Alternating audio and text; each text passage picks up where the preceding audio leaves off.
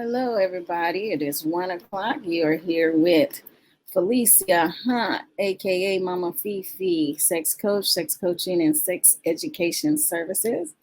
Yes, today is Candid Conversations with moi, Mama Fifi. We will have a guest today, and we will be talking about expectations, family, and relationships. So, if you have any comments you would like to add or questions, just scroll up at the bottom of your screen if you're looking at YouTube or Facebook and put your comments in. I will read them as we go. Yes, so I thought it was very interesting to come on today and have this conversation about expectations, family, and relationships. Because sometimes, it's hard for us to believe that family are people too. And sometimes or most time, we have a lot of trouble with our family members. And sometimes we think it shouldn't be because they're family. But guess what? We don't get to choose who our family members are, right? Or even like if you're working, you come to the table with a set of skills or you get training to work at a job and people have expectations of you. And you show up and you show out, but then you notice something else is going on. Some other kind of expectation is happening that you are not aware of. So we're going to talk about that. Yes, and even in your relationship, what do we think? Are we supposed to have expectations in our relationships? Are we supposed to have expectations, period? Because we are human and humans are not perfect. So we'll get to that shortly. All right. Here is my lovely guest. Let's see. She is connecting. I can't wait for you all to meet who I have here today. Yes. Woo! Hey, the devil is a liar. The devil is a liar. Yes, that's all I'm saying. Welcome to Candid Conversations with Mama Fifi. Hey. I am your host from Sex Coaching Education Services. And we are here to talk about expectations, family, and relationships. But before we do that, I'm going to have Miss Linda introduce herself to you guys so you'll know who we talking to. Hey, everybody. I have, first of all, I apologize for the technical difficulties. I thought was being progressive and being advanced and getting it together. And I see that I didn't have it all together. And I was on my walk today, and that's what the Lord was talking about, preparation. Be prepared to be excellent. So I apologize for the tardiness on this. But I am Linda Jones Edwards. I'm a mother. I'm a wife. I'm a business enthusiast. I teach anger management. I do a lot of things, but I come to see people win, women and men. I love when families win. I love when my family wins, and I love when your family wins. I cry at commercials when people are doing what they want to do and their passions are flowing. So I am here just to have a candid conversation with one of my beloved friends. She is the truth. I don't know if y'all sleeping on Mama Fifi, but let me tell you right now, she's the truth. She may not say a lot, but what she do say is powerful. So let's get this candid conversation going. I'm ready. So we were talking. It was like, what should we talk about? I want you on my show. And we came up with a few things that was heavy on your heart. Mm-hmm. And I'm so glad to be here for you today, for you to have this safe space to share whatever you like to share. We're going to dig in and just let this conversation go. To the audience, listeners, if you have anything you want to comment on, I'm going to have it on comments. Hey, G. Thank you for stopping in. You just put it in the comments if you have any questions or concerns or have something to say. I'm going to shout it out and read it, okay? So let's start with this expectation. I was telling the audience before you came on, I said, should we have expectation? Is an expectation a good thing? Like, where do these expectations come from? And why do they even exist? And so let's get into what's going on with that. What was it on your heart and mind about Well, expectation? I think one of the things, thank you, honey. My husband, I thank him because he's my tech man and everything, heavy lifting, everything in the background. Yeah. But one of the things I want to say is, I think in everything we're supposed to have expectations. It's like having hope. And I think one of the things is, it's like when you lose hope, you lose a lot of things, right? When you don't have no hope in something, it's like the world's come to an end, right? But I think Yes. one of the things is, I think when you meet people, because people watch you before they approach you, right? Yes. You don't know how long, you don't know what they've seen, you don't know what they've heard, so they're watching you. So when they meet you, they want to know if you meet their expectation. You understand what I'm saying to you? Yes. You're just Yes. being you. And I think a lot of times, especially I can say this with you, a lot of times people expect you to be something that they created about Up you in your mind, in their minds. in their Yes. mind. They Mm-hmm. want you to be, how, women have this expectation of marrying this prince. Well, the prince Mm-hmm. got issues. You know what I'm saying? The prince got a broken family. The prince got some, even if it's family together, they got some issues, Got right? some real So, life issues. yes, we have these broken expectations. And I think a lot of times they're unrealistic, Mm-hmm. because what Mm-hmm. happens is people want you to fix them. And when you come and you can't fix them, they're like, so you ain't what you cracked up to be. And that's not Uh-oh. how that works. Well, I'm so glad you brought up the word hope. I remember looking that word up because Mhm. the way that word was used to me back in the day, people would say hope as if it's not going to happen. So they're hoping it's going to happen. But when I looked up hope, it says to expect. That's right. Do you understand me? To expect it to happen. I was like, what? So Yeah. it ain't this connotation of, you're hoping and you wishing and you don't. No, no. You hope with the expectation or to expect it to happen. So when you're talking about people, now what I've learned through a theory is that when we come together, we're not coming together for the other person. We're Mm-mm. actually coming together for what is in our own hearts and minds. Mm-hmm. We want to project out what's going on with us so Mm-hmm. that the other person can pick up on what that is. And the thing with that's called transactional analysis, right? Mm-hmm. So not to be so technical with that, but how that happens is that no one in a conversation is actually showing up for you. Right. We are showing up for ourselves. So that's why when you say they're watching you, they're looking at you according to what, like you say, what's on their heart and mind. And then if you just fall short a little bit in their eye, they don't even recognize is that they have projected out to you some expectation that was never there from your part. Yes. That is And that's not called intention. right. And That's called that's not intention. right. Uh-huh. Setting intentions Uh-huh.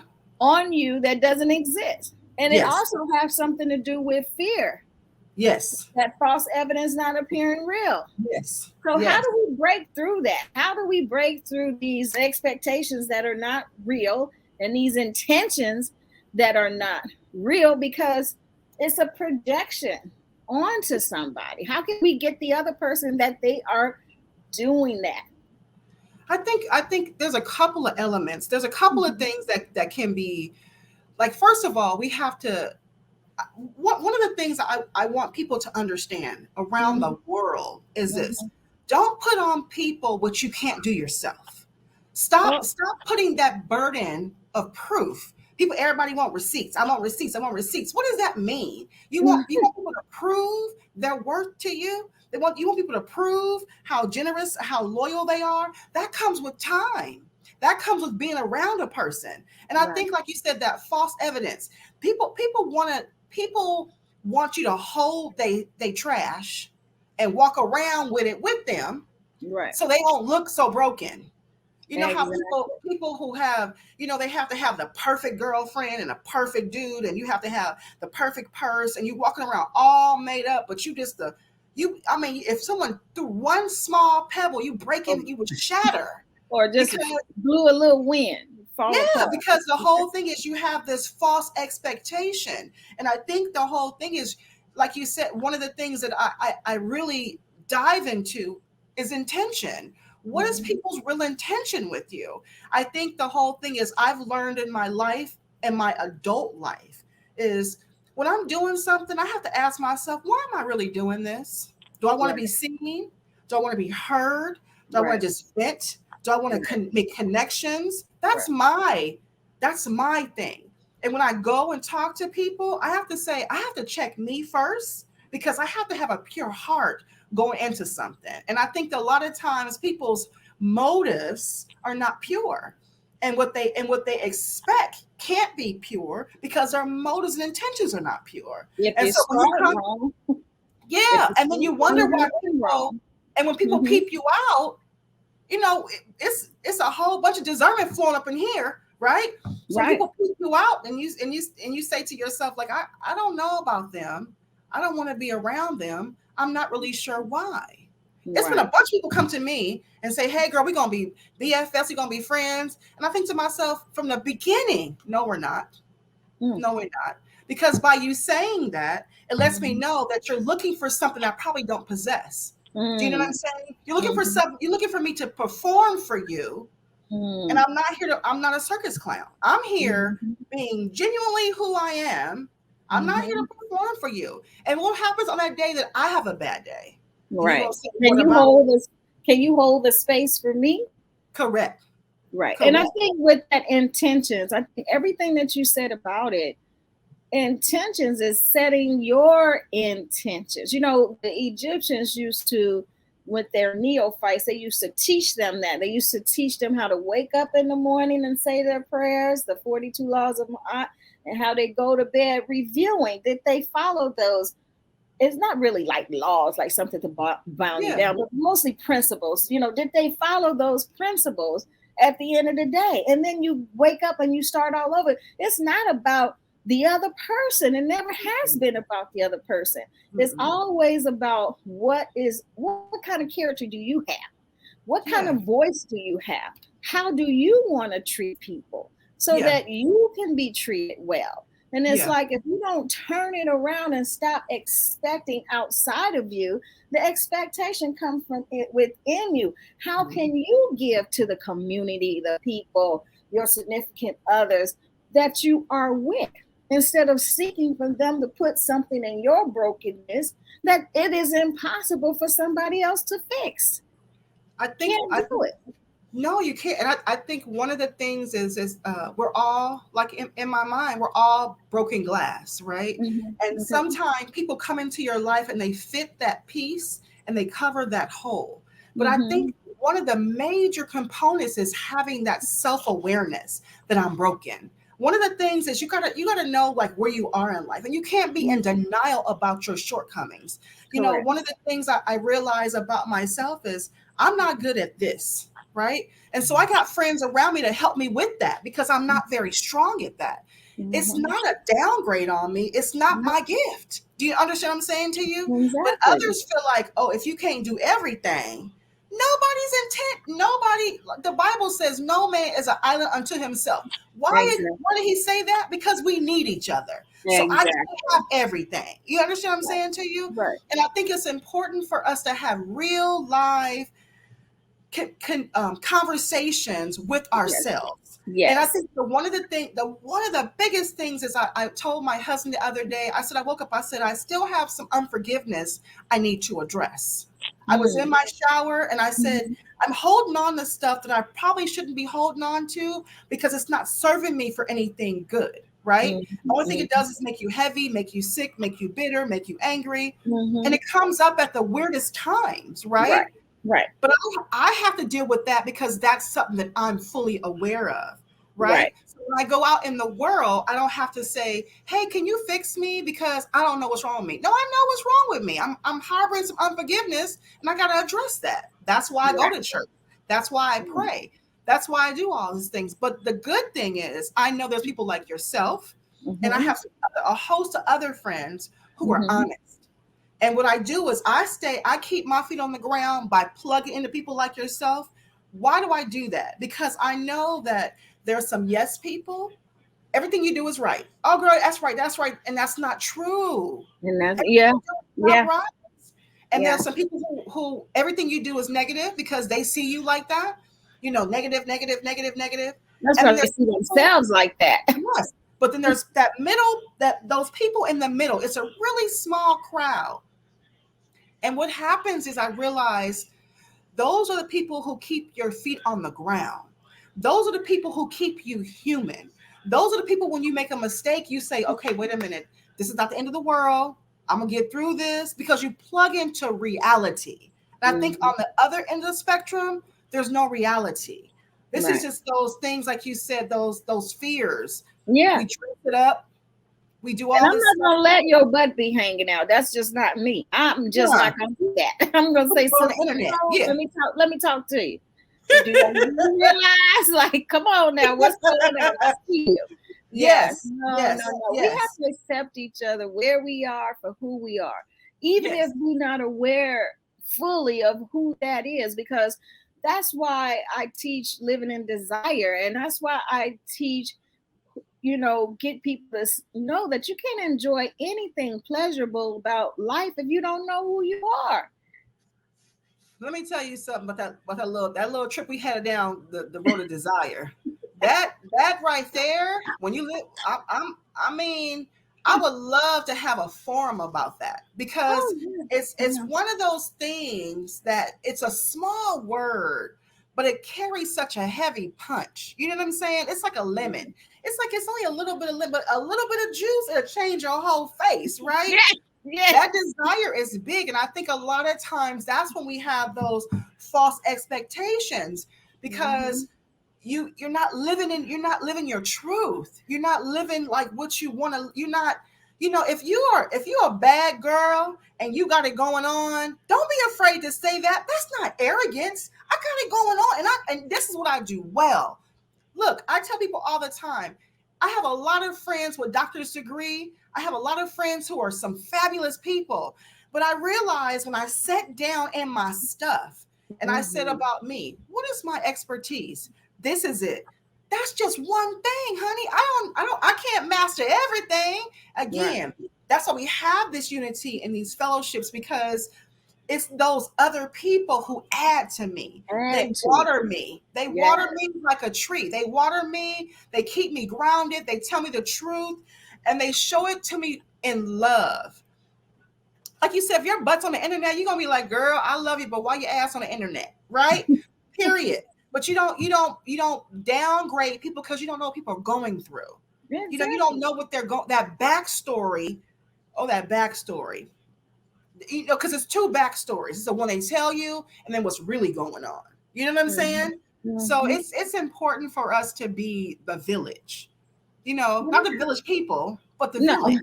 the village. Yes, and that's what it said. It takes the village to raise a child. Now, just because we're adult, you think there's no child? No, it's a child in in, us. in, in us. We still need to nourish her because most times she might be wounded from some things that she never got understood. And then we become these people off of falsehood because we created ourselves to be something we're not. And not Yes. realizing that the trauma did that. That's not who you really are. The trauma made you that hyper achiever or that controller, that judge, that victim, whatever it is, the role that sometimes we play. It's because of something. And if we don't understand that, then how can we truly understand or trust what we are perceiving about somebody else? How Correct. do we know that what we're perceiving is coming from our trauma? How do we know that we are still building walls, trying to protect ourselves? And these are old maladaptive ways that's not working. And somebody else is trying to get us to see something, and we're fighting it based on trauma, and you're not aware. Yeah. These are the things that we have to take a look at and say, hey, do I need some help with this? Because my perspective, I know this can't be me all the time, but if you find yourself feeling this way in every role of your life, then what's the Correct. common denominator? You. You, you, Absolutely. not Absolutely. everybody else. Yeah. You. So Yeah. that means it's time to get some help. Let's see what one of our audience members says. It says here, he said, G says, it is a lot of people out here hurt, and hurt people 100. That is true. That Yes. is true. I call Yes. him G because I don't know how to say his name. He works for he, everybody. he allowed me to call him G because his name starts with a G, G Reed. So Very so good. thank It's you for that, G. I love it. I yeah. love it. Hurt Yes. people do hurt people. And I Yes. think one of the things that I realize is a lot of us, a lot of people are walking around with these glasses on, and all Mm-hmm. they see is trauma. And even when good things come into their presence, they still see through the eyes of this trauma. And Yes. and one of the things is you can't be healed when you're so ashamed to tell your Right. story. You got Right. to tell to somebody, right? Right. Because a part of the healing comes from speaking it out. That's When right. you got like the one of those things is when people go to Al-Anon and they say, "Hi, I'm blank and I'm an alcoholic." One of the things Mm-hmm. you have to do is you cannot heal if you don't realize that you have Recognize. this problem, right? Now.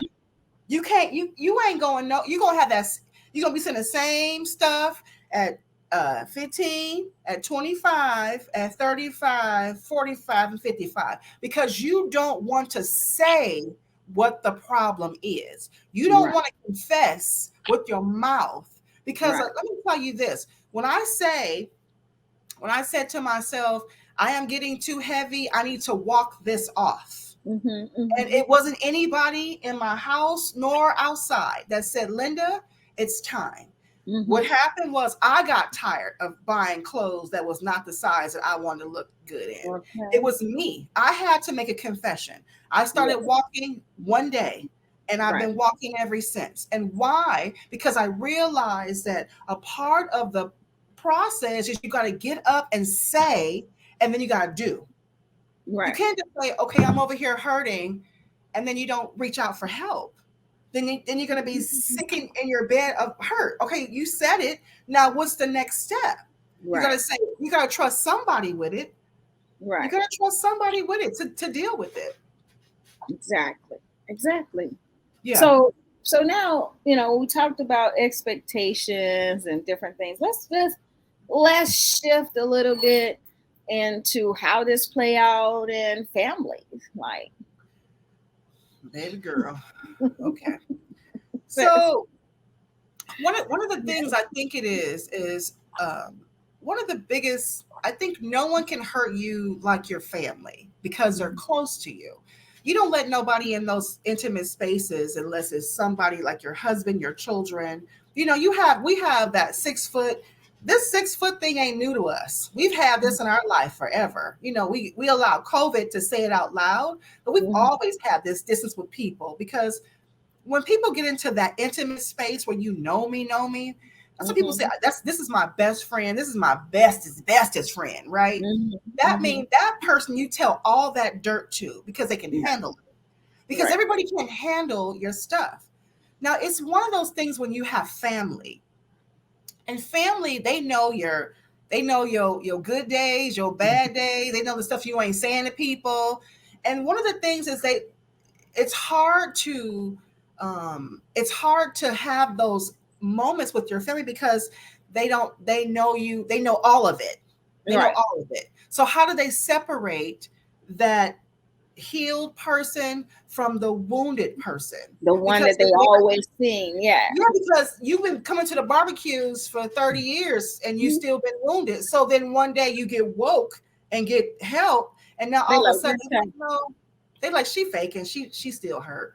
Chat. No, What's she talking about now? right?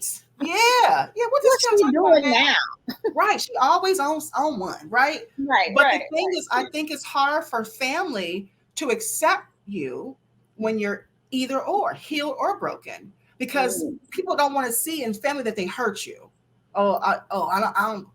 They ain't happened.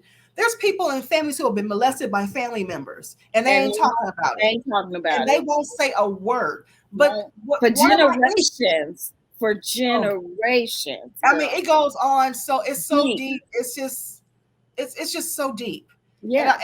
And I think to myself, I heard a story. I don't know how true it is or not.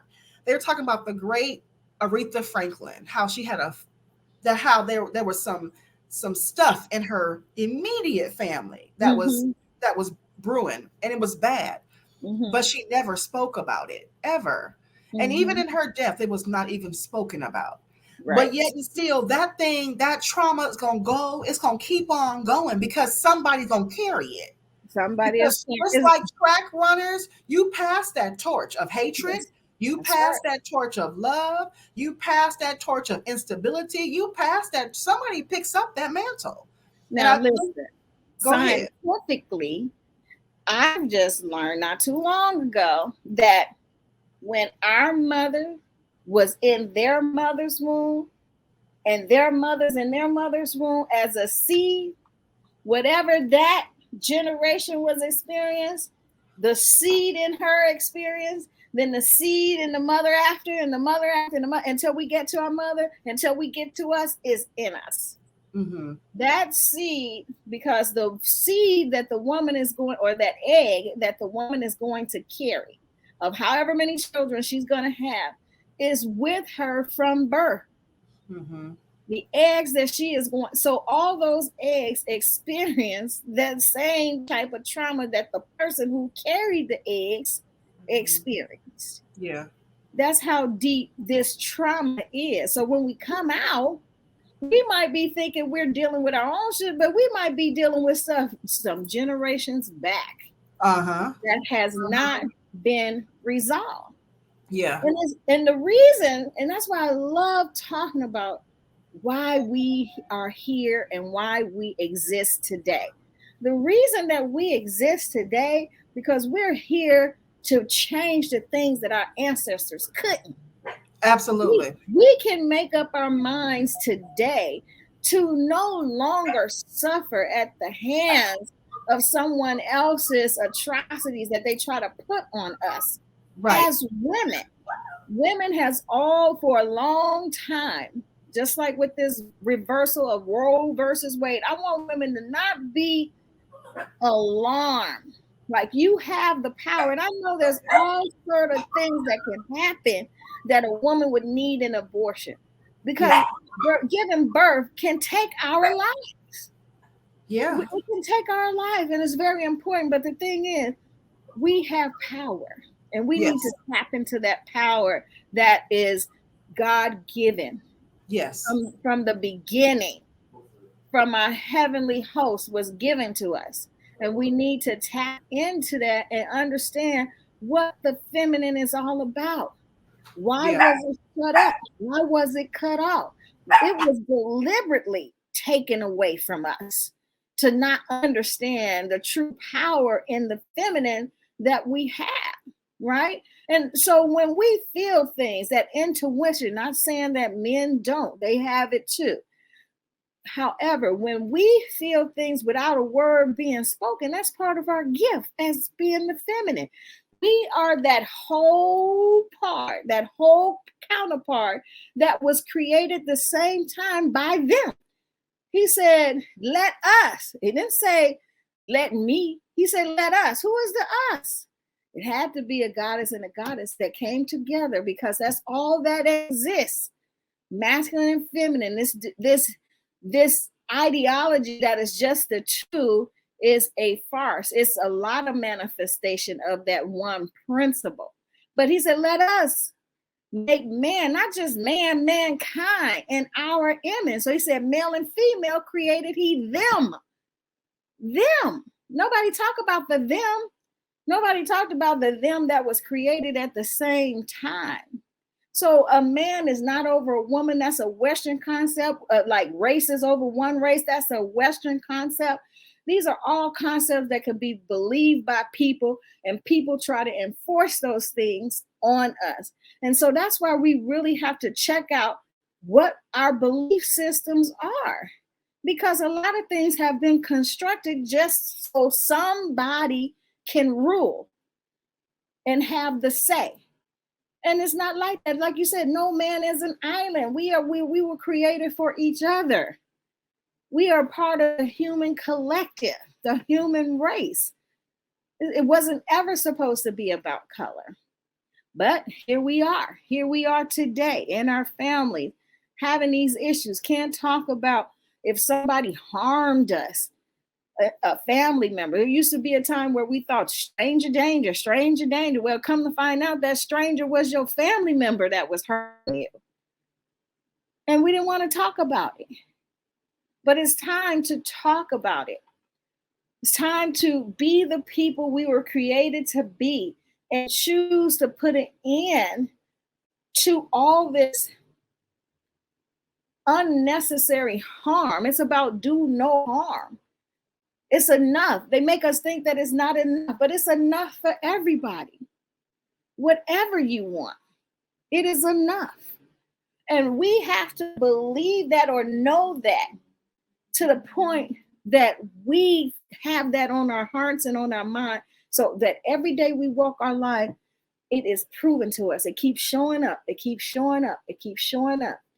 So what do we feed ourselves? It's not just like you say, you woke up and said, I got tired of having this weight, so I had to do something about it. It's the same thing with our mind. That's self-care too. People don't understand. Self-care is taking the time out to take care of your mind, body, and spirit. It's not, if you're eating right and you ain't taking care of your body, you're still not healthy. If you're praying and you're taking care of your spirit and you ain't taking care of your body, you still ain't right. You got to take care of all of it.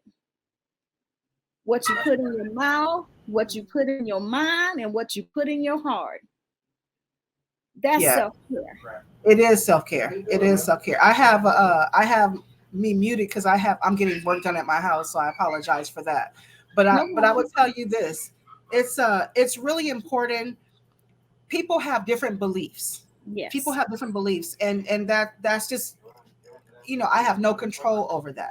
But what I will say is this: when you lose hope, and when you have a diverted, what do you say? It's a convoluted intention. You're trying to do something to benefit yourself. You're trying to use people as a stepping stone to get to where you are. Mm-hmm. When you have family issues that you have not addressed and you will not address, and you let shame be the ruling spirit, because this shouldn't happen to us, and this, we can't talk about this. Tyler Perry, everybody is saying it now. What happens in this house stays in this house. No, it don't. Some things need to be addressed because that house broke me. You understand what I'm saying to you? There's people right now who don't even visit their parents because the parents knew what was going on. There's some people who don't talk to their siblings or uncles or aunts because they knew, and it was never addressed. And everybody protected the predator, but not the victim. You understand what I'm saying to you? They protected the predator, so nobody wanted to tell on the Uncle John, but yet everybody else was blackballed. Suffering. Yes. Yeah, and then not only that, he was able to come to the cookouts. He was able to come to the family functions, and even though everybody knew, nobody addressed it, and that just compounded the trauma. Right. And so we walk around with those burdens of shame and disgust. And what was wrong with me that no one protected me? You know, understand what I'm saying to you? Right. And then you have this, you go out in the world and then you're so angry. And then you project that anger on other people because you don't know how to deal with it. Because nobody gave you tools. They just gave you words. Oh, girl's gonna be okay. No, what are the I need some tools in my toolbox to know how to cope with these burdens, because honestly, I'm gonna tell you right now, working with women and doing Eat, Pray, Shop over the last several years, the one thing I notice is we have the most beautiful array of women, all shapes, sizes, colors, and they come and they look so beautiful. And then when they start talking, the hurt that comes out of their mouth, the tears and the cries and the wails that come out of their hearts. It was a safe space. The reason why people say, why did you record it? Because that was that was not for public to Right. make a spectacle of a person being healed in a Yes. space. You understand Right. what I'm saying to you? I didn't Right. record those things on purpose because it was a private space where all those who were brave enough to come out and have a conversation and address our issues at large and say, we too stand in the gap for our sister because we're hurting with her. Because if she's one of us and she's hurt, we all hurt. And then, you know, the whole thing is, I think in family, a lot of times we have this, you so strong, you're going to get over it. That happened 10 years ago, 15 years ago. It doesn't matter. Okay, very good. It doesn't matter. The problem is you still got to deal with that thing. I had a friend tell me this years ago, and he said, things don't go away. They just go inside and they bury themselves and they come out in ugly ways. So what happens? We end up being sexaholics, we be alcoholics, we be drug addicted. We do all we do all of these things to cover up that void. That thing is looking for an avenue. Yes, because it finds it all the time because we don't want to talk about it. So when I start to talk, I realized a lot of stuff couldn't hold me anymore. And the reason why I was going up because I was letting that stuff go. Have you been abused? Yep. And they have, if 1 out of 10 women have been abused, 1 in 10, what about, let's talk about the real numbers. What about 5 and 10? What about 6 and 10? What about 7 and 10? Have been abused, right? People that they know. You know, before the age of 16 or 18, a woman has been abused, assaulted, sexually. Yes, in some shape, form, or fashion. And whether it be mentally, sexually, whatever it was something that was not right.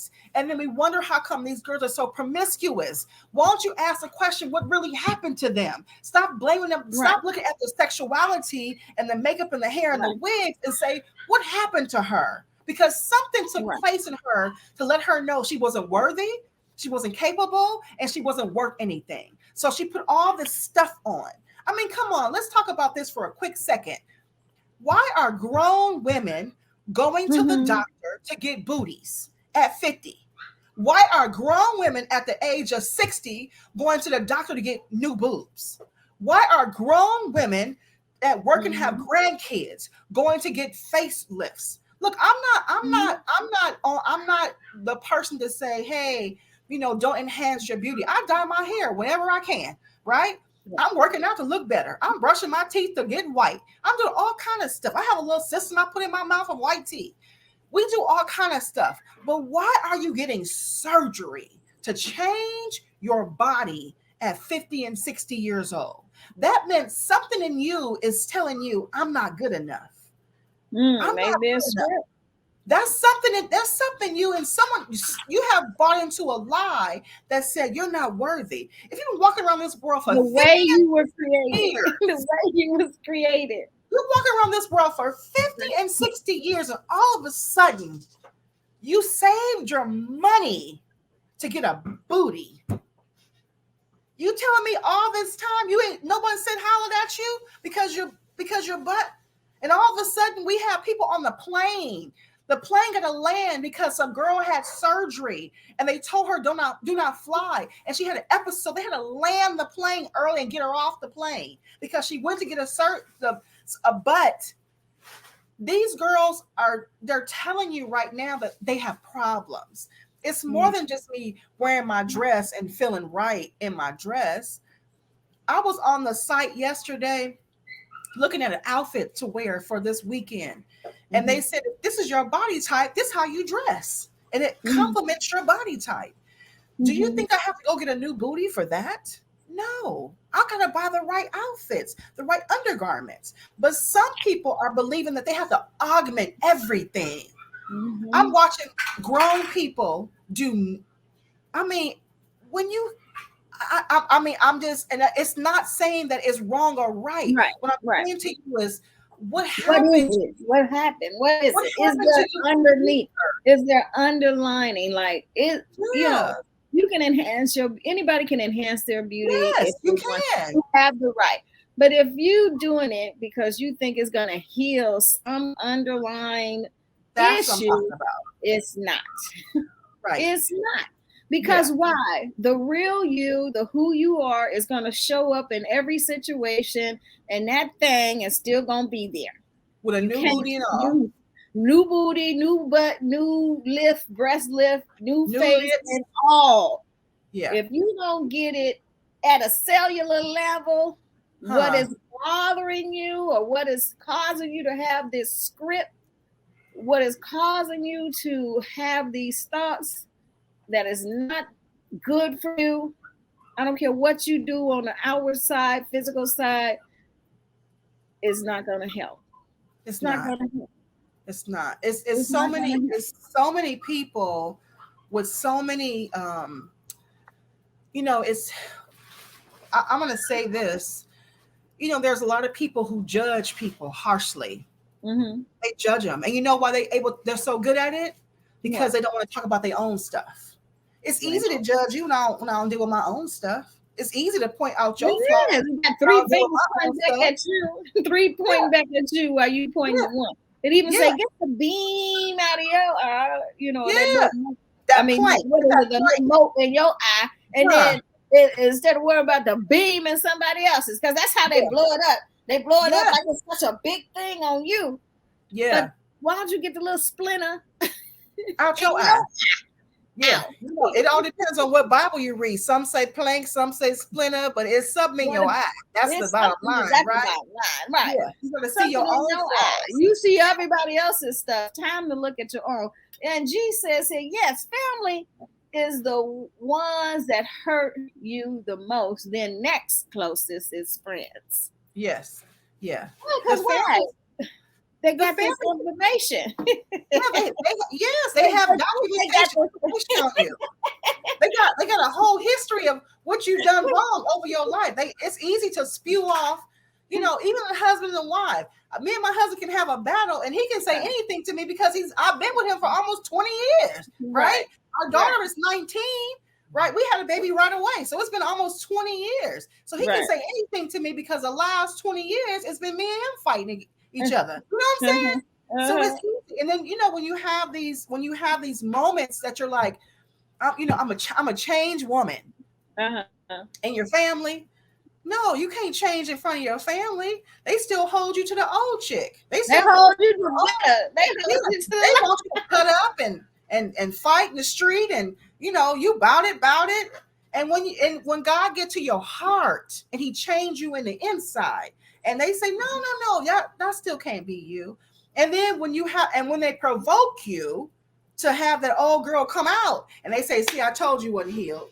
But you just provoked me for like a year. You you said the mean stuff to me. What do you think? I'm protecting myself at this point. I'm not being crazy. I'm protecting myself. Right. But one of the things I learned is the art of leaving. The art of leaving. Please get your stuff and get on. Don't stay around because when that old person comes out, that old unhealed, unholy, just tyrant come out, because it's never really dead. It's always in you, right? Yeah. And you at some point you deal with your issues and it goes away, but some things you suppress. You know what I'm saying? Let me tell you something. I'm glad you brought that part up, because I'm always, me, I'm always learning, love to learn. Yeah.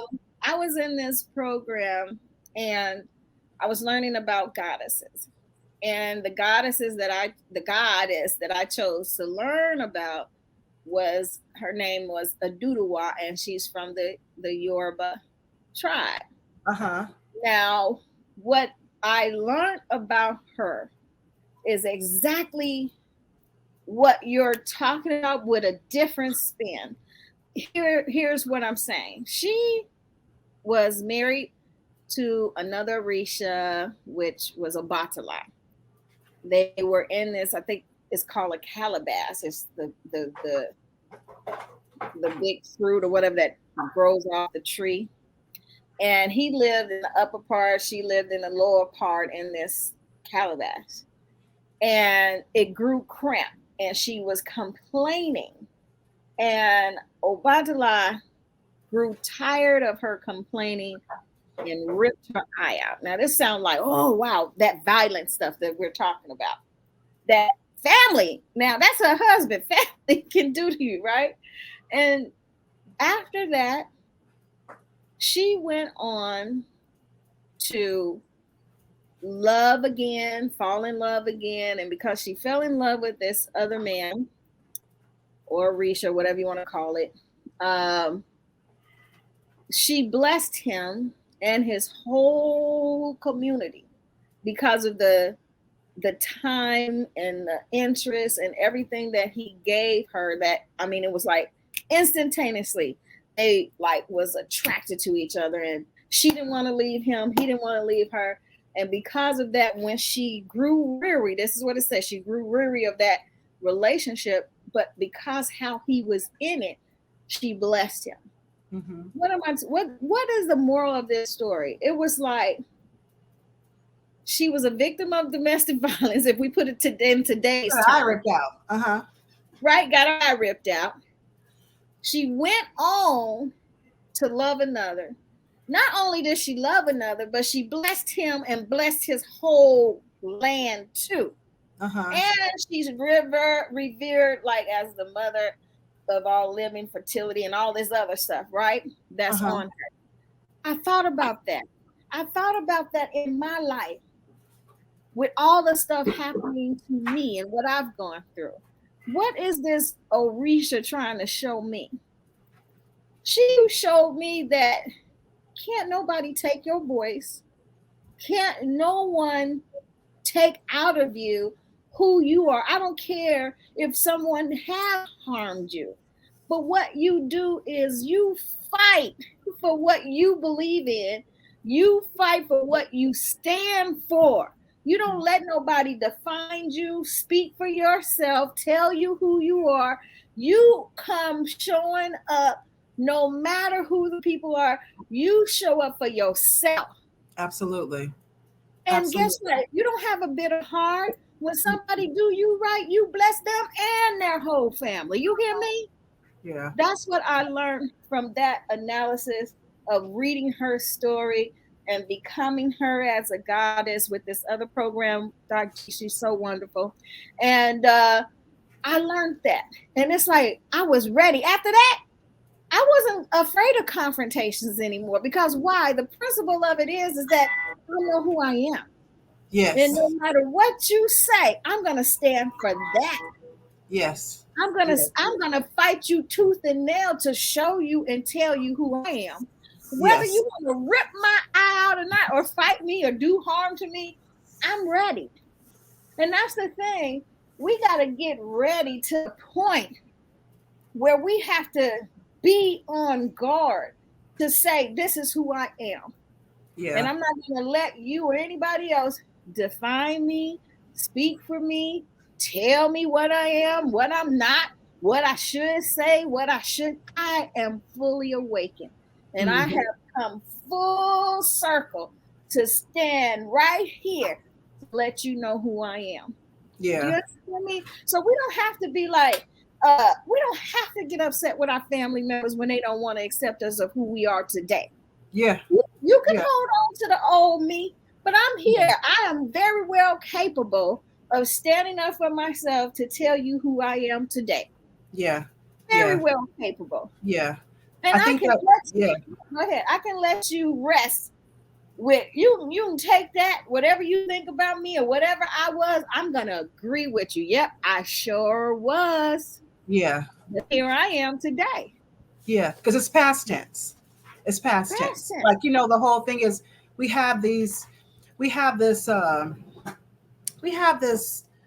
it's like a finite, it's like, you know, that what they always, what's that thing? It's a thin line between love and hate. So it's a real thin line. But this goes back to the beginning of our conversation about expectation, right? Yeah. And I think one of the things that we struggle with is seeing the cultivated new person.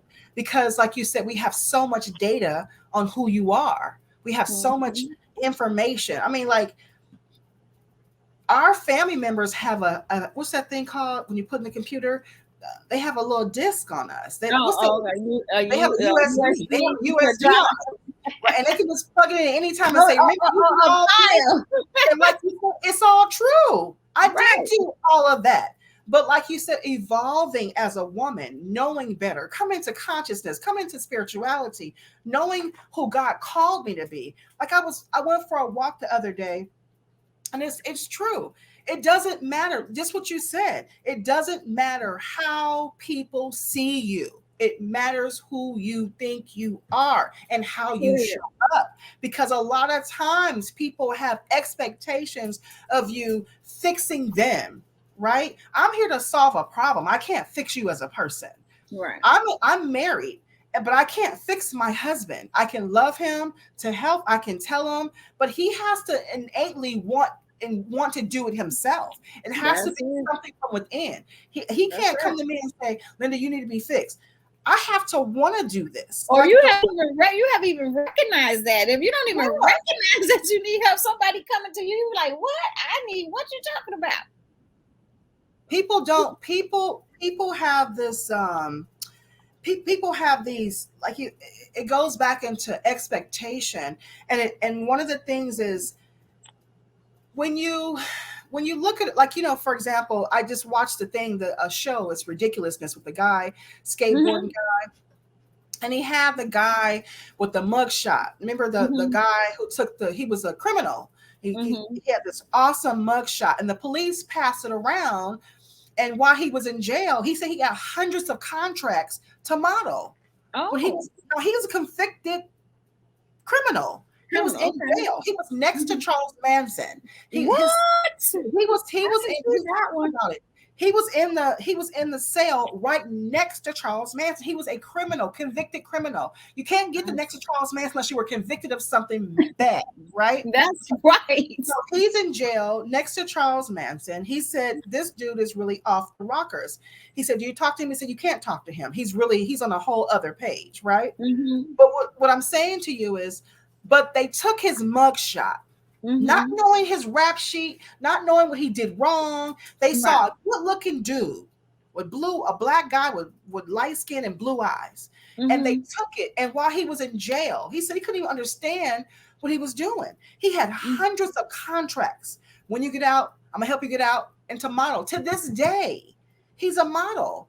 I don't even know who. I think he does with Tom Ford. He's a high-end criminal model. Yeah, he has a past. And my whole thing is, has he been healed? No, they don't want him to be healed. They want him to model. Intention was, I see you wearing my clothes, no matter how sick you are, no matter what you did to people. I want you to wear this sweater and these pants, walk this runway, boom. Intention. Not even caring about what his past. He could have did something small or large. I don't even know.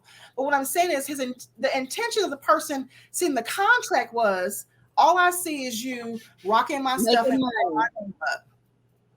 Yeah. My husband said R. Kelly. R. Kelly. That's a whole other. That's a stack of. Yeah. We ain't got no time for that one. No. People have they have these things that they want you to perform. And my God, it's like, can I just walk every day in a place of healing? Can I walk every day, listen to the voice of God, so I can get to be better to myself? Because if I'm better to myself, I'm gonna be better to you. If I tell myself the truth, I'll tell you the truth. Right. And if that person snapped on them for whatever they did, and you know what I mean? Did they think about that? Getting him help? Like, I don't know. It's like, how long can he live this role without any reform or association? Right, without getting help and being healed, to be acclimated to that kind of world. Not only that, the kind of money and the lifestyle, the drugs, the alcohol, the women that comes with that lifestyle. And you don't even know what he's in there for. Only thing you know is he's good looking.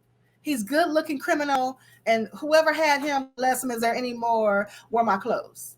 And my whole thing is this, like you How said, is that protecting people? even in the NBA, there were Mm-hmm. people in the NBA who came out of horrible neighborhoods. And then when they got this money, they did some crazy stuff. Why would you do this when you got this Without kind of money? education. But what happens is the intention was, you come play ball with me. I'm gonna get you Right. all this money, but I'm not gonna address your issues. I'm not gonna address your shortcomings. I'm not gonna address. I just watched the Charles Barkley story yesterday, and he said nobody helped him with his attitude and temperament until he had one teammate, Moses Malone, who said, you this is not going to work out for you, because you're going to end your career because your attitude is poor, and you don't eat right, and you don't do this. And what is your work ethic? He don't have no work ethic. I'm basing this purely on talent. Well, let me tell you something. What Kevin Durant said, it's a quote, is, when you got to work, because when talent fails to show up, you got to have some work ethic. That's You understand right. what I'm saying to you? Right. When talent fails to show up, you got to have some work ethic. And That's right. and a lot of times we don't associate hard work, education with talent and study and hard work. We just think people can. Because you don't have nothing to fall back on. There's no other information to pull from. Yeah. Once that natural talent run out, it's just like this. My husband taught me how, my ex-husband, who now deceased, rest his soul, but he taught me how to drag race. Now, I thought it was fun at first to drag race. Quarter mile, woo, get in the car, yay. Take my helmet off, shake my hair. I'm a woman, right? Not only a woman, a black woman going down, riding this fast car. It was fun. But girl, it got serious. It was like, do you want to do this? Now I had to learn what I was doing. You know, what is being on the line? What is your reaction time? What is how you take off? And I mean, when I had to learn it, I had to second guess. I was like, do I like?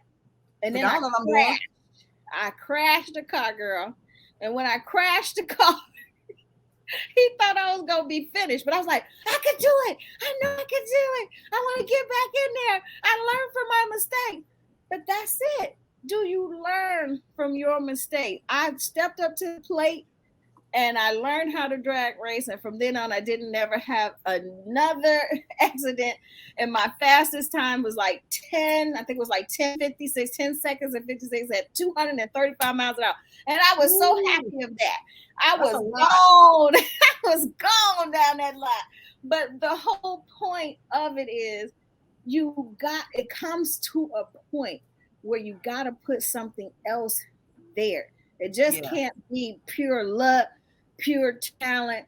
You have to pay attention to what you're doing. You have to learn your craft to the best of your ability. And that's what I did when I drag race. And I tell you, we traveled and we had fun, and it was a great thing to do. And, you know, it's like, that's what it's all about. I don't care. Translate it, whether it's in a job, your family, relationship. You have to the person, have to make up your mind how you want to be in it. That's right. And I think this is a good segue for us to talk about these relationships, girl. These relationships that we're in, that we want to have, that we're looking for, how we look for it. You know, it is so much about being in a relationship. I don't care, man, woman, man, however people choose to get together. It's a hard task sometimes.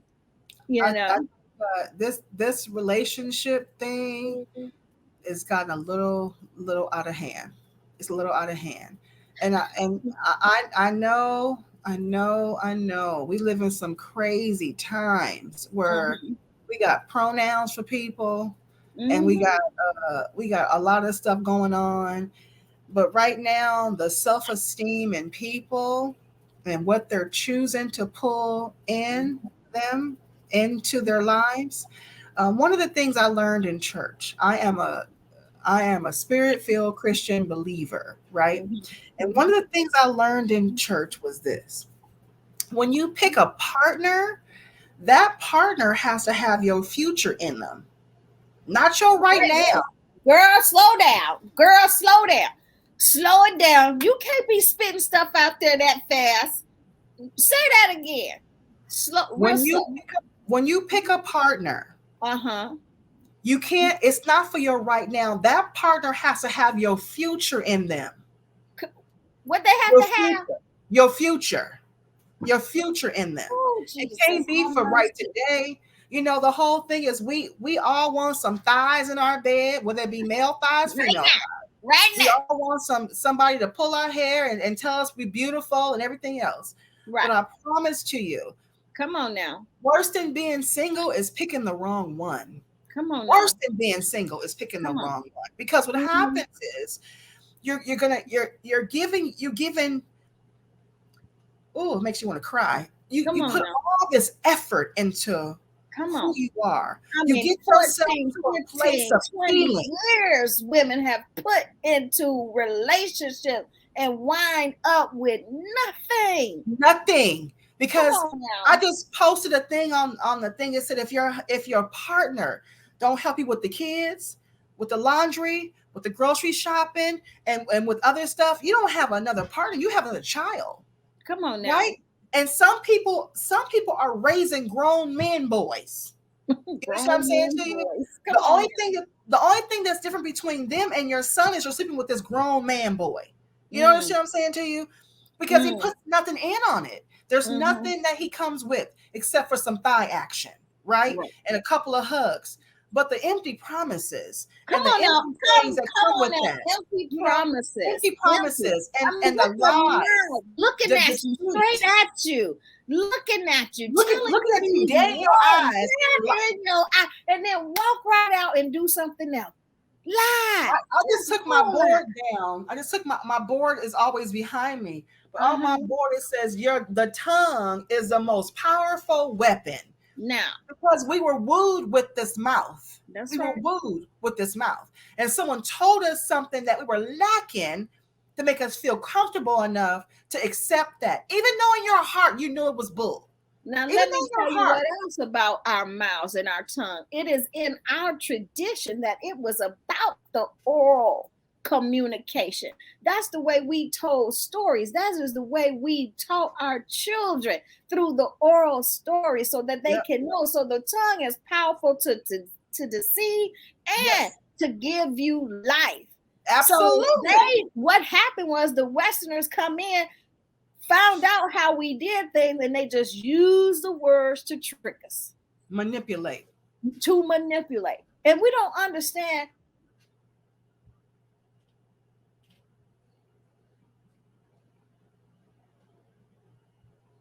Sorry, we got cut off a little bit. They always come up with this thing that I tell you that you don't have to. I feel it in my spirit. I know when you're lying, and I know when you're telling the truth. That's right. That's deserving. Did you see me? God-given. I don't have to. I know. Let me read some of the comments here. It says here, Brittany says, "Hi, I'm here. It's a good talk." And then she said, and then G come back and he said, "I'm looking for a good relationship where a woman can stand by me at my lowest when I am in crisis and can stand by me." Brittany says, "Ain't no right now, love. We in this for life, nigga." That's what she said. She said, "Ain't no right now, love. We in this for life, right?" And then but she's correct. You have to have that mentality. You got to have that mentality. They go at it. But it's not. We ain't divorcing because we arguing. We just trying to figure this crap out. Right. You know, one of our pastors, our beloved pastors, he's passed away, and he said to me and my husband were going to counseling with him in our earlier part of our marriage when our kids were little, and he said, "Let me tell you something. You won't know your partner for 10 to 15 years. You won't know them. You won't know them. So people get married in 2 weeks and 2 days, 3 days. Come on, you don't know him.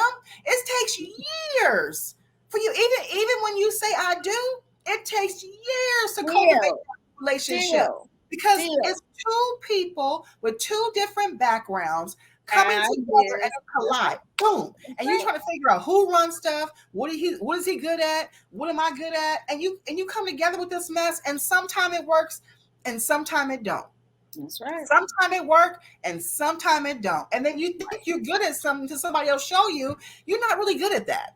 I'm not Right. really good at that. And then he think he good at something until she show him, no, you're not good at that. And then you Yeah. have to exchange roles. And the right, go ahead. At and that what point, I learned from another pastor was hmm this: in each relationship, in hmm each relationship, whoever is the strongest at something, let them do that. come on now. Stop. The man got to do this, the woman got to do this. Let me tell Yeah, you, our roles are how me and my husband was our house has nothing to do with nobody else out these doors. that's Nothing, come right? on, say that. And it Say has. that. It's how we run our house. It's how we love It's how we love each other. No one can say, "Oh, he's a man. He got to pay all the bills."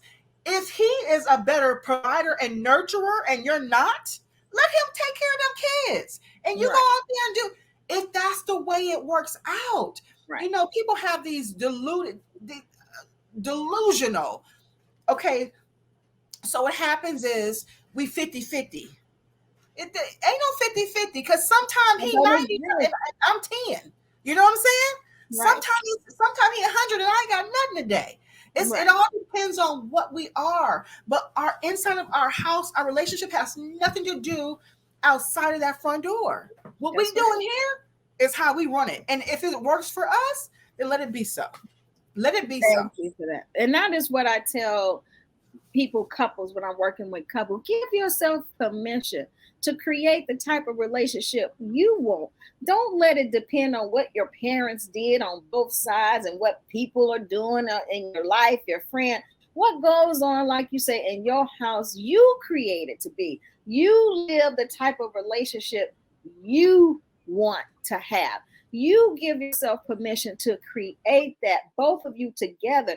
Create it, talk about it.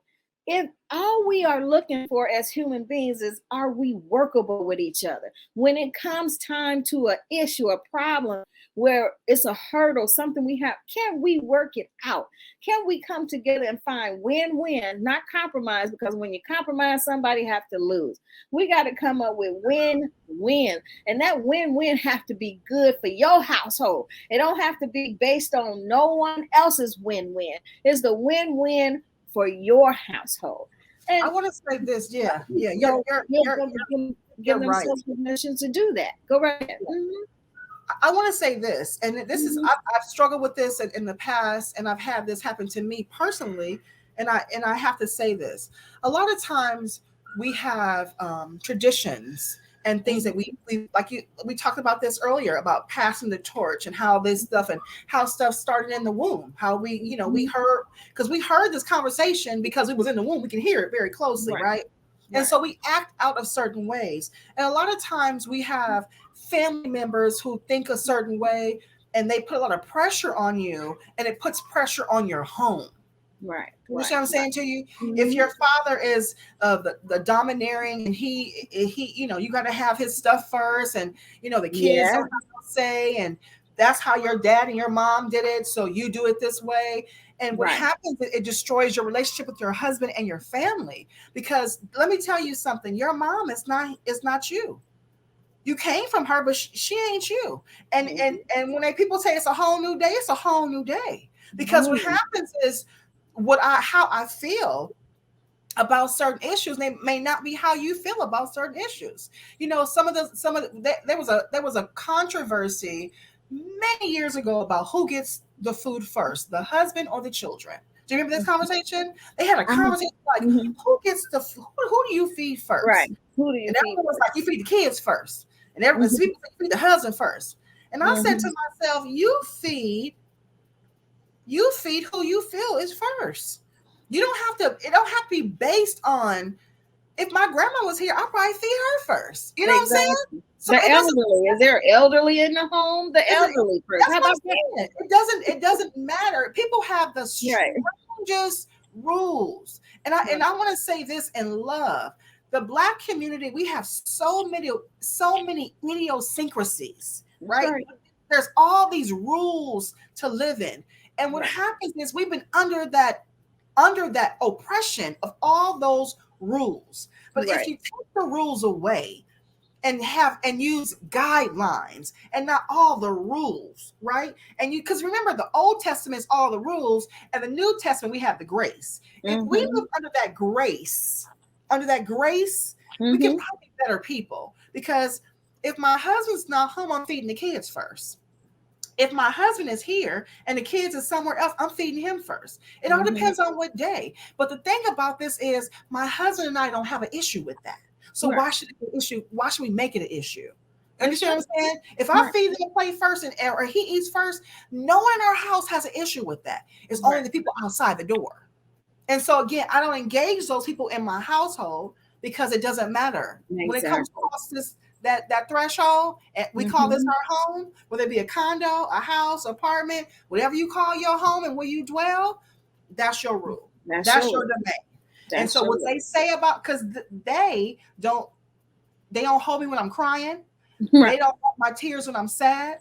They don't pay the bills when they're due. They don't do those things. The people in the house, they take care of that stuff. Do you understand what I'm saying to you? So it's important for us not to be followers of people's lifestyle or envious of their lifestyle. It's one thing to have guidelines because all those things are in place for a reason, right? There's guidelines to help you navigate, but you don't have to live just like your mama. No, you don't. Like grandma. And I want to bring up what Dr. Joy talked about with post-traumatic slave syndrome. She talked about in the Black community. Some of the stuff that we drag on, it comes from that background or being chattel slave. And what she talks about is that we get it twisted when we think we need to uphold those standards today that we saw our mom and grandmom and great grandmom and all that stuff do. And it's like that comes from protecting the family from harm. And we take it as this law. Like this is what we have to do to survive, to struggle, and to keep safe and do this. And I'm gonna run my household like this, that, and the other. Not realize we are upholding a construction of oppression. And the only way that we can break through from that is to identify who am I in this relationship. How do I want to be a husband, a wife? How do I want to be a father, a mother? How do I want to be in my relationship? How do I want to show up? How do I want to talk to my mate? How do I want my mate to talk to me? How do I want if I want freedom and who I am, and I want to feel good about certain things, then I have to know how to be that certain thing. If I don't know, then I need to learn it and practice it so then I can show it. And that's another thing. People just think love and all that stuff is easy. Or like it's just something that you can do. No. If you don't love yourself, you ain't loving nobody. That's right. If you don't know how to love yourself, who are you loving and who are you in love with? It don't fit. You have to love yourself, meaning all your little idiosyncrasies, all your mood swings, everything about you, you must know. You must love yourself. Why? Because when somebody else sees it in you, it don't be no argument. You be like, yep, that's right. You got me right. You right. Now, if it's an issue, what can we do? We're digging each other. We want to be with each other. This seems to be an issue. How can we create win-wins around it without making each other feel like somebody have to change, And that's what happens, because if we think we're fine and it's the other person, they need to change. That's not a win-win. No, it has to be acceptance. That's the other word. It has to be acceptance. Total acceptance. Let me read some things here. It says a Facebook user, I don't see the name. It says, which is why I cannot refuse to settle or fall for any potential, anyone potential. I think that's correct. It's like you got to give yourself time Yeah. with a potential. Matter of Yeah. fact, I say if the house is already big, why would you go for a house that have potential? Uh-huh. Look Uh-huh. for a house that's already built and Uh-huh. see if you both can get together. Like if your house is full 100, you know who you are. Another person full 100, they know who they are. Get with that person, not the person that got potential, because they still growing. You want somebody who sit on that seat already, knowing who they are and knowing what they want to bring to the table and can see the future. I tell That my want to sister, lock that door behind you. uh-huh. That not lock the door behind them going out. No, they want to lock the door behind them when they come in. They want to be That's with right. you. That's Brittany right. says, yes, ma'am, because I have no problem sitting back letting a man cook because I know how to clean better. So teamwork is individualized by that Yeah. relationship. Every Absolutely. relationship is different. So do what works for you, boo. Now, Absolutely. now, Absolutely. the other Facebook user says, I have really taken the time to get to know and love myself for the good, the bad, and the ugly. That's right now. Hey, it's Shabria. Thank you, Miss Shay. All right, we love that. And G said, I need to get to really know somebody. Yeah. Come together, like talk, go out on dates. Be free. Don't have any expectations. Is this the one? Is this the one? Is this the one? Don't worry about if it's the one. You and the person is clicking, just date, enjoy one another. She will tell you, you would tell her, like, hey, there's not a love connection, but I think we could be associates, friends, or whatever. My therapist told me this when I was in therapy. She said, just get to know what the male counterpart is talking about, how they talk. Just watch them. Just go out and have fun. Don't have this expectation of, is this the one, and you way down the line thinking y'all gonna be married. No, stay in the present. Yes. Give Yes. yourself Yeah. permission to stay in the present.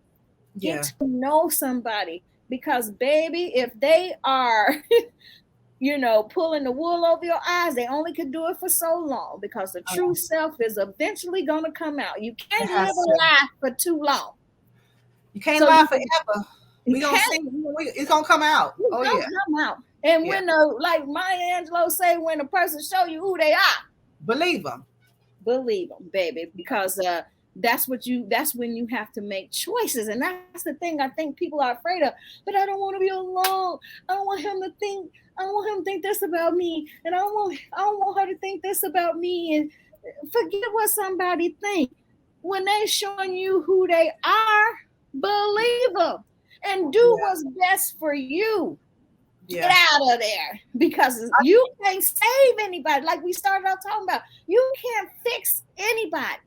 I A can't fix man them. who try to fix a woman is a man that don't have nothing, because he can't fix You it. don't know better. He don't know better. He can't fix it.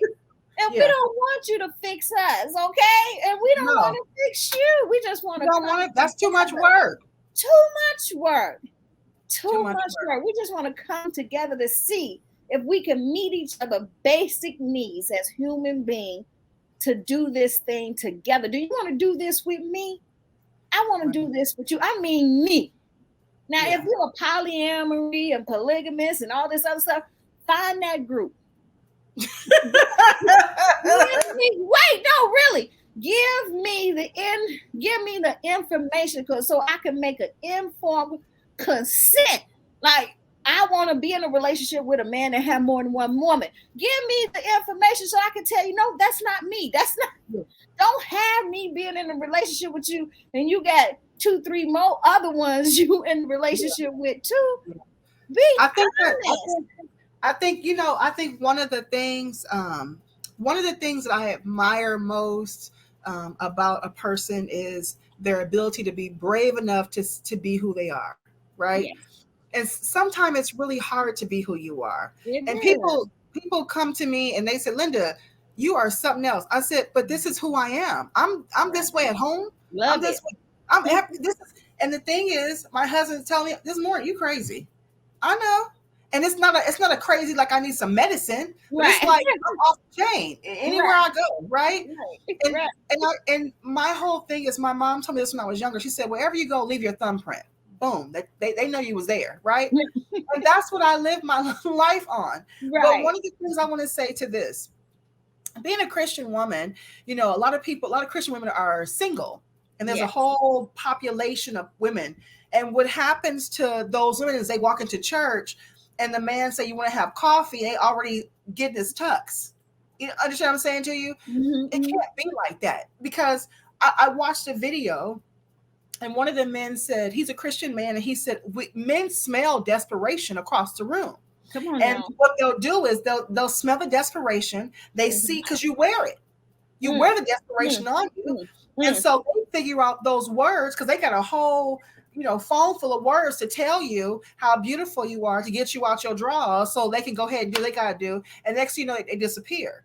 But you Mhm. can't be so desperate in yourself. I Right. think one of the worst things we can do is to walk around as if no one loves us, and because we're waiting to be picked. And just Right. let me tell you something. It's that a Woo. man who find a wife find a good thing. And I But ain't no you fan, have but to, he found a good one. but let me tell you this. When Okay. he finds her, she has to say yes to that, because he can Yes. find a whole bunch of people, but you can say no to him. He could be a good man for somebody else. You can say no to. You understand what I'm saying? I didn't Yeah. send a lot of people's booze away. You know what I'm saying? To find Right. mine. So Right. it's like you gotta figure out. You gotta stop walking around as if you're waiting to be picked on, someone to pick you. No, no, no, Right. no, no. You have to consent to the picking, honey. You have to be in a position, in a good headspace to say, you know what, I thank you for the offer, but no thank you. Because I can already see this train we about to come on, because we're the same. So no, Right. we can't rock together. My husband and I are not the same. We're not the Mhm. same people.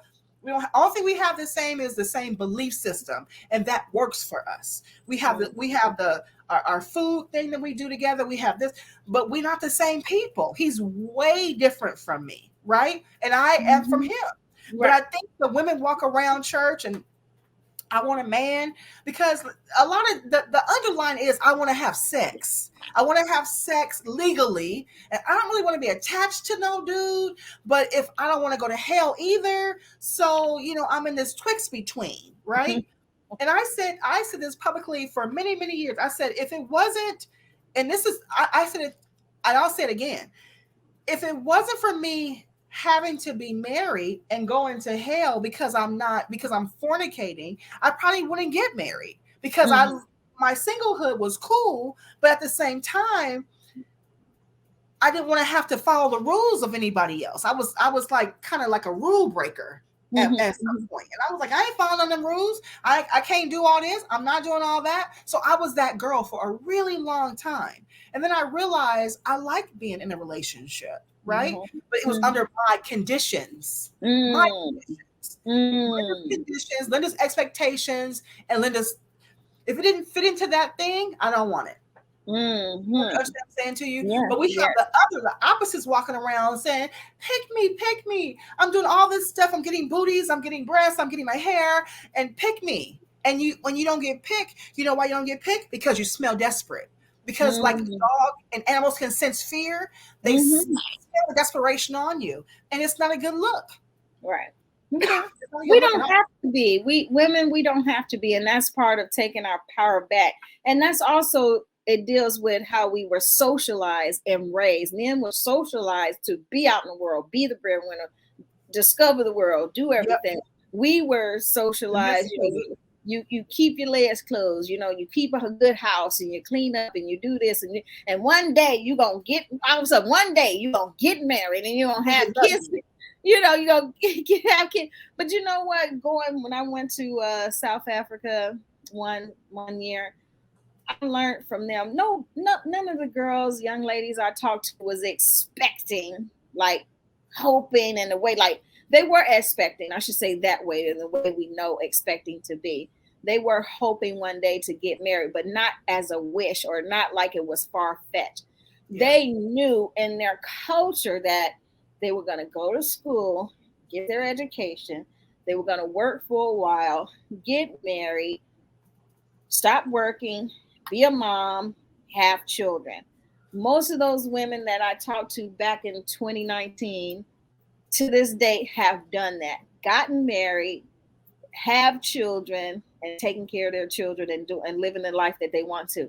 What I understand, we romance over here. We romance and fantasize about being married. We really don't know if that's going to happen for us here. You know what I mean? It's like, unless you are raised in a family that has that trajectory and taught you from little child on up that this is what life is and this is how it is for us, there's really no tradition around understanding about being married. So that's why it's a lot of women today that are not married. Some of us don't want to, and that's fine. Some of us don't want to be married, that's fine. Mm-hmm.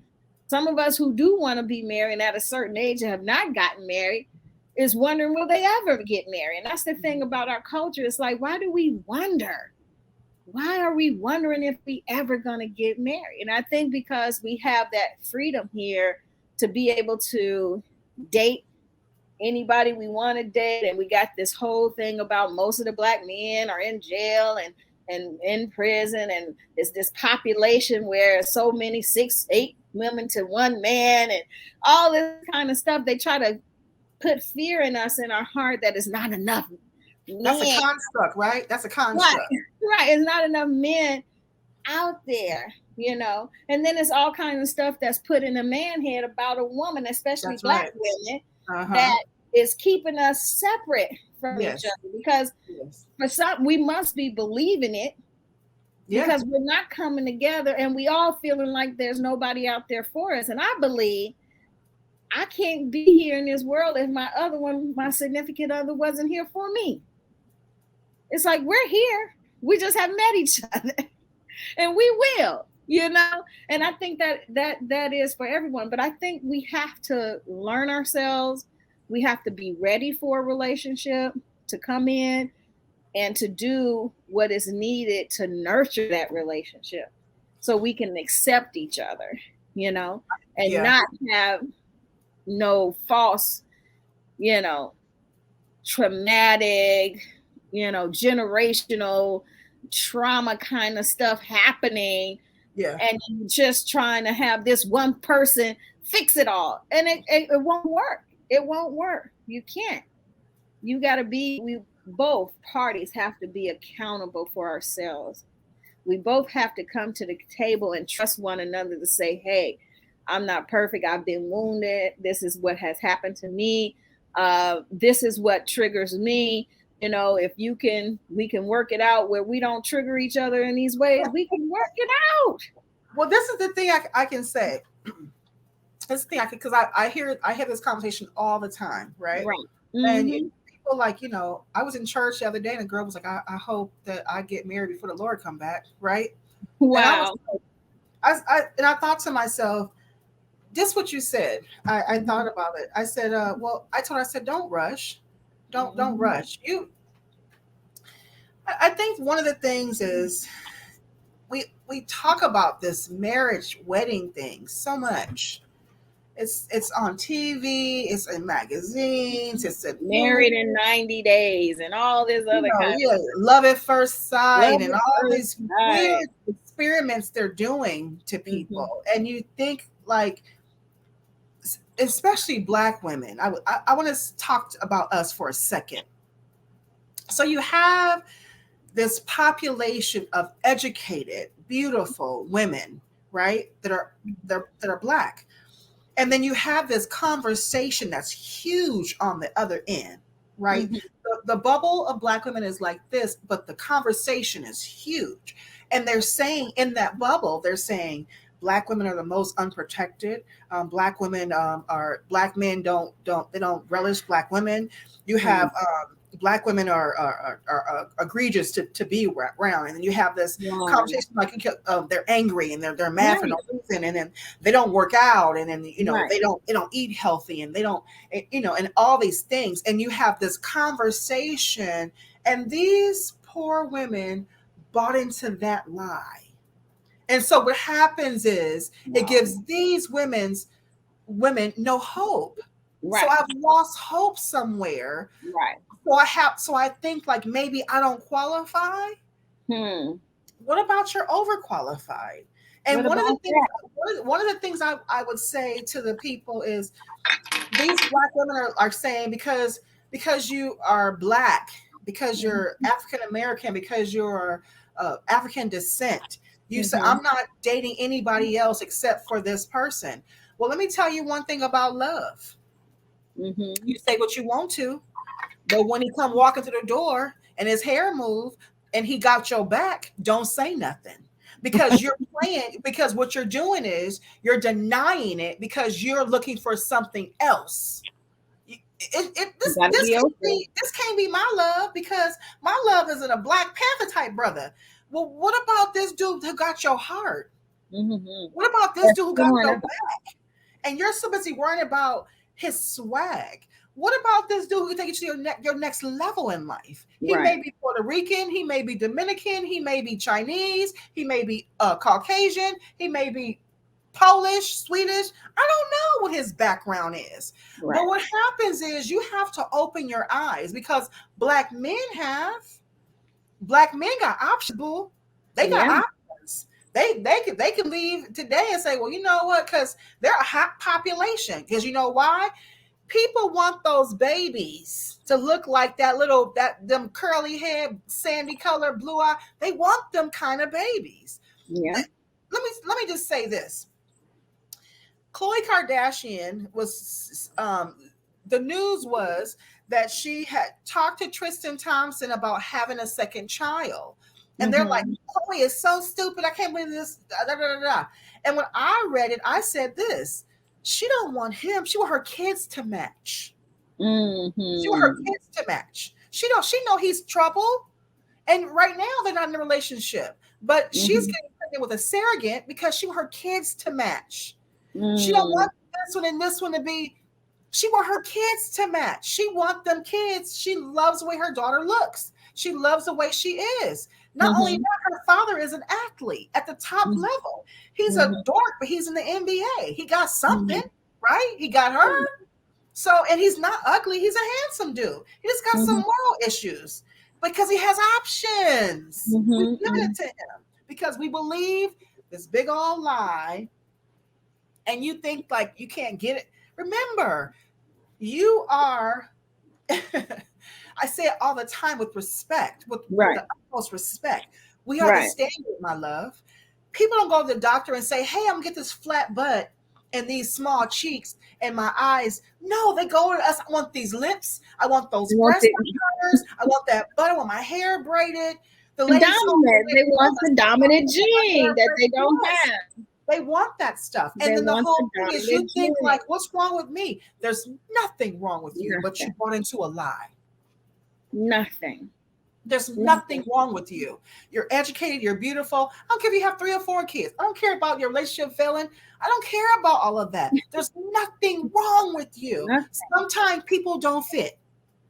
Nothing. And then we also have to not, as Black women, the original Black women with the dominant gene, when people go and get the lips and the tits and the butts, not let them intimidate what we have naturally. They try to take that phony stuff and think that they're better than us. And it's like, why do you even have that kind of mentality? It's like, more power to you. Be you. I'm being me. You mad because I have it naturally and you got to get it under the knife? It's like, who should be mad here? Yeah.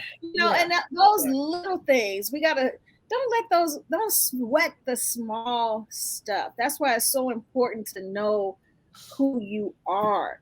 Let us get to that. In this whole conversation, if we hadn't got anything, let's revert back to getting to know who you are.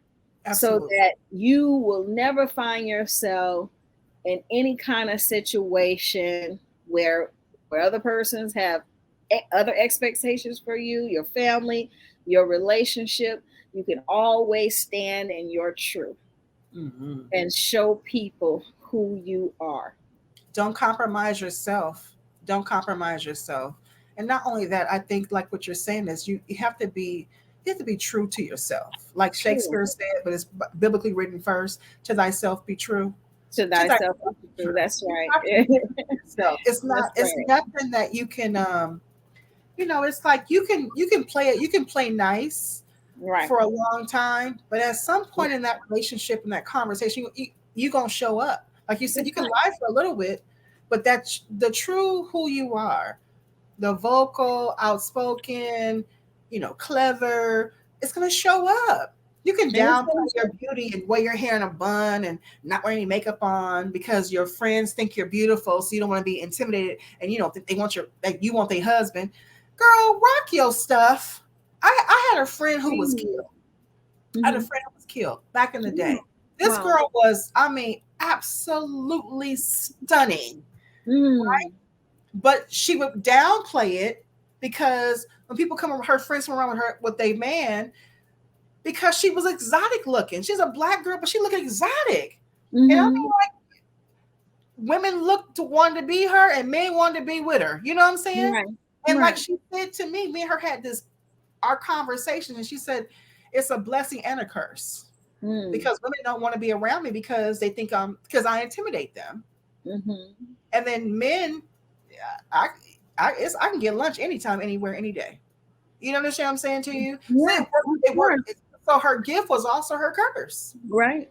Ultimately, that's what got her killed. Is her looks. Really. Really. Wow. Yes, ma'am. Yes, ma'am. But what I'm saying to you is, it's like it's one of those things. Is you have to just walk in your own beauty. Some Right. people are just like, I have a thing for listening to I love listening to speakers who are Mm-hmm. so educated because the words they use. I'm like, I close my eyes and I'm like, what does that word mean? I got my dictionary out because it stimulates something in my mind, right? Yes. And so Mm-hmm. I'm listening, but I'm also learning. And the more Yes. I learn, the more I have to take full responsibility for me. Yes. I can't say, oh, I learned this. Now you gotta fix yourself. No, I Right. gotta fix me. You know what I'm saying? So Yes. So let me finish, read a couple more, and we're gonna wrap it up. I really enjoyed you, Coach Linda. You can check Coach Linda out on Eat Pray Shop. You have your what? You have your Instagram, right? I have my Your Instagram on Eat Pray Shop, and I have it on my Facebook. My Facebook is under Linda Jones, and Linda. I do a lunchtime with Linda on Linda Jones on there. I do it Tuesdays and Thursdays. Awesome. So make sure you check Miss Linda out.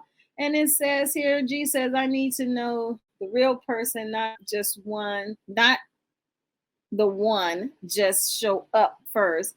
And then Shay said, I date myself. I spend time with myself when I try to just get to know a guy with no expectation. They can't do that for some reason. Whew, that part right there. And then it says, G said, I don't have a problem with being alone. That's cool. And Brittany says, I have to get to know you, period. A dude lied to me for years, got ready to propose, and I think that's what it got ready to propose, and he beats me up, or he beats me unprovoked. I didn't see any warning signs, and he snapped. I'm good. You can leave now, sir. Thanks. Uh, yeah. So Brittany says, first of all, church dudes ain't no better. You'll do better finding someone at the strip club. At least you'll know what they like. Okay. It says here, sorry that happened to you, Brittany. Someone is feeling her pain there. Um, I hate, this is Brittany, I hate they that this I hate. Y'all got to be careful where y'all writing because I'm trying to read it. I hate that that we're all something about we're all different. I'm sorry, I can't read that. Amen. I don't discriminate. You just missing your own blessing and the exact thing you're asking for. I heard a light skinned woman say she cut her hair because want some, she didn't want to come off better than. People do a lot of things, people do a lot of things just to fit in, and we shouldn't have to. That's what we've been talking about all day today for the last 2 hours almost. That's what we're talking about. You shouldn't have to dim your light, your beauty, your whatever God talent given you, whatever that was given to you naturally so that no man had anything to do with. We should be able to be ourselves. It's time out. It is so time out to stop this judging. Women, stop being jealous of other women. That's no good.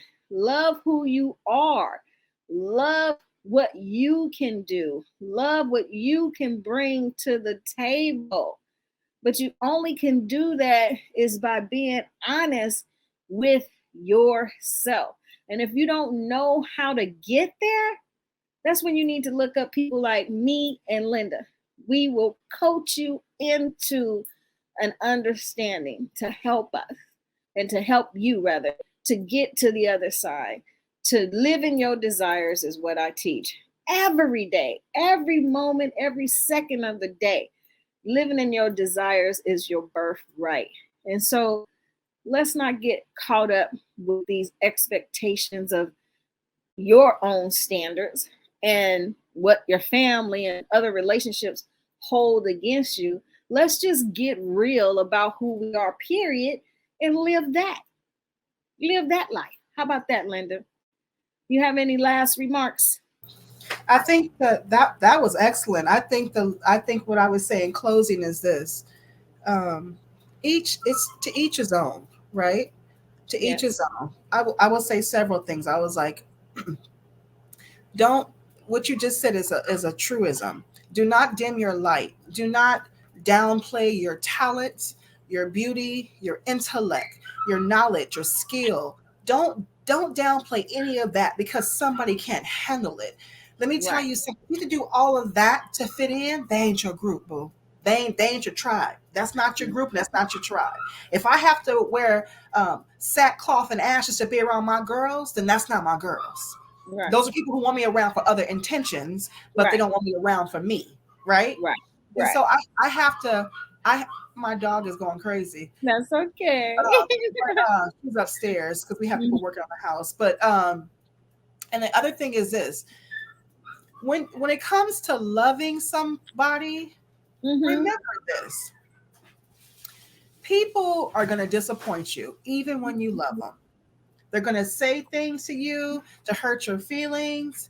It doesn't mean that the person is trash. It don't mean that the person's no good. It means like sometimes people have misunderstandings. People have controversies in their belief systems. People have different backgrounds. You gotta get to the root of the conversation and stop always saying that they must be this, they must. That's not how that works, right?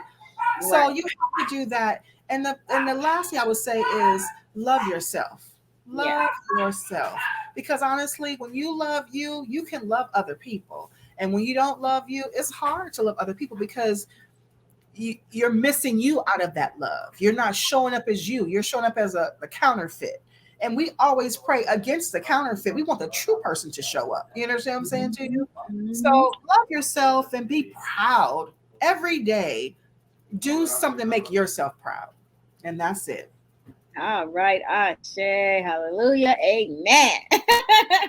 All right, this has been Candid Conversations with Mama Fifi. I thank Miss Coach Linda for being here with me today. Please support her on Eat, Pray, Shop. Look her up, Miss Linda Jones on Facebook. And I thank you, audience, for being with us today. This will be edited and posted on YouTube and Facebook, so you can get this later if you wasn't here live. So thank you so much for being here, Coach Linda, and peace out for now. Love Thank you you. for having me. Bye-bye. Bye.